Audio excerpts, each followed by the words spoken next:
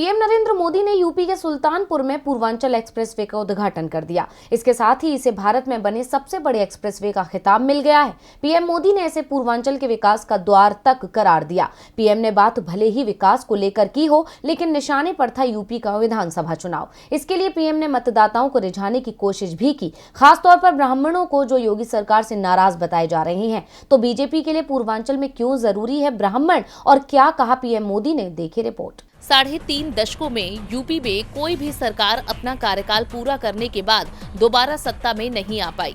ऐसे में बीजेपी की योगी सरकार के सामने ये चुनौती है कि 5 साल बाद वो अपनी सत्ता कैसे बचाए।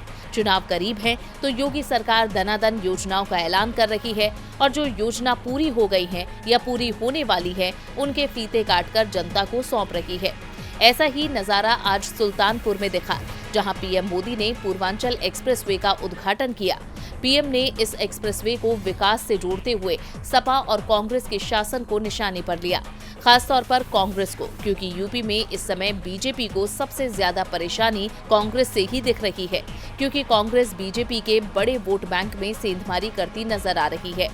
पश्चिमी यूपी में वैसे ही जाटों के गुस्से और किसान आंदोलन के चलते बीजेपी मुकाबले में बुरी तरह से पिछड़ती दिख रही है, तो पूरब में प्रियंका गांधी की कोशिशों के चलते बीजेपी से रूठा ब्राह्मण कांग्रेस की ओर लौटता दिख रहा है।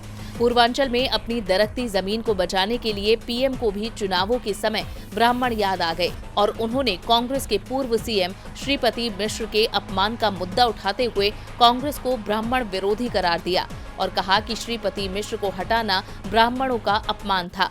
वो बात अलग है कि पीएम ने ये भी कहा कि बाद में कांग्रेस ने नारायण दत्त तिवारी को राज्य का सीएम बनाया था, जो ब्राह्मण ही थे।